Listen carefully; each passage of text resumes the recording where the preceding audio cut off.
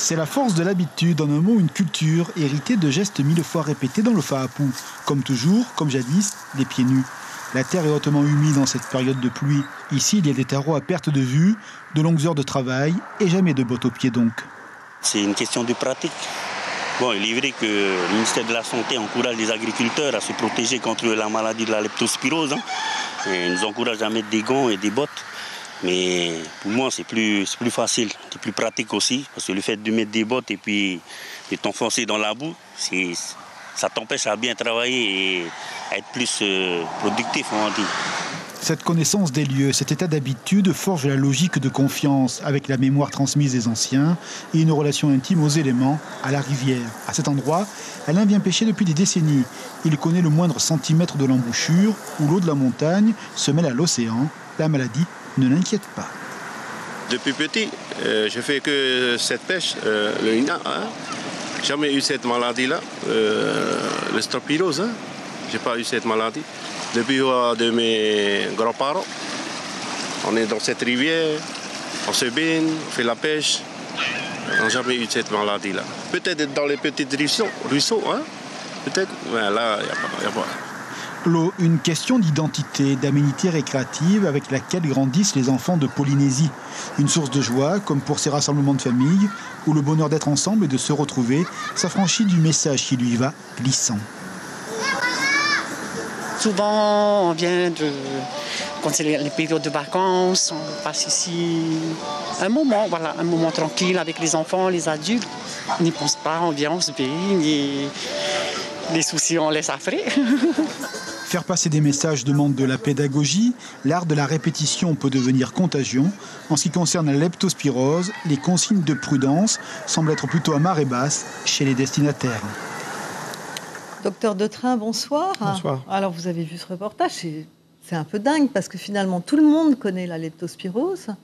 Bien sûr. Et personne ne s'en prémunit. Comment on peut expliquer ça ? C'est comme toutes les maladies, il suffit d'une fois et ça peut être dramatique. La plupart des patients ont même contracté la leptospirose en n'ayant qu'un simple syndrome grippal, une simple grippe, et d'autres où l'hémorragie a donné un côté tragique à la maladie et les patients ne s'en sont pas sortis. Il peut y avoir aussi des conséquences. Il peut y avoir des conséquences, l'insuffisance rénale, il peut y avoir des conséquences. Beaucoup de patients qui se sont retrouvés hospitalisés ont fait plusieurs semaines parfois de réanimation. Alors, le monsieur qu'on a vu là dans le reportage et qui nous disait qu'il ne voulait pas porter de bottes parce que c'était trop compliqué pour lui, les gants aussi, vous l'auriez dans votre cabinet, vous lui diriez quoi ?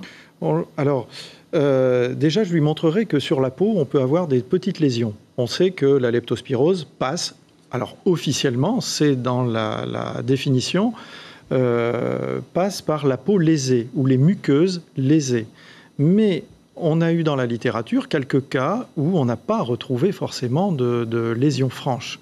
Pas d'ouverture sur la peau, pas de plaie, pas de bobo. Donc on est quand même très prudent là-dessus.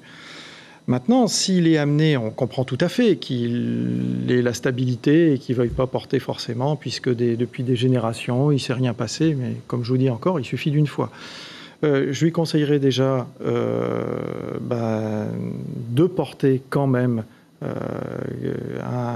quelque chose qui soit plus pratique pour lui, mais pourquoi pas le vacciner ou lui proposer une vaccination, étant donné qu'il est confronté. Le vaccin, il est là, il est sur le territoire. Le vaccin existe, il s'appelle Spirolept.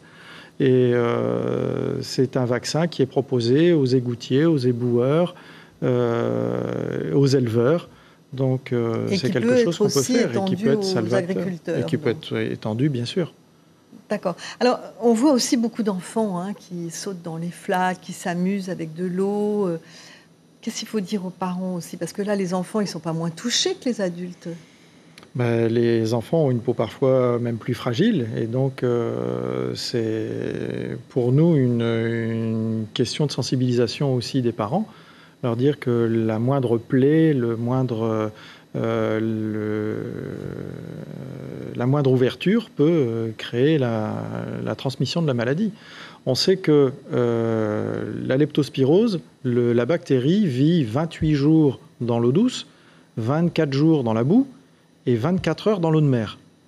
Donc, quand c'est une zone où à chacun de tirer ses conclusions par rapport à ces zone à chiffres. risque, la santé publique fait son travail de manière remarquable parce que dans l'investigation, ils vont rechercher les lieux où on a eu des malades et on essaie d'éradiquer les zones, mais on ne peut pas tout enlever. La nature est ce qu'elle est. Voilà. Merci, docteur Detrain. J'espère que vous serez écouté. Merci. L'information en continu sur Polynésie la première, Internet et réseaux sociaux.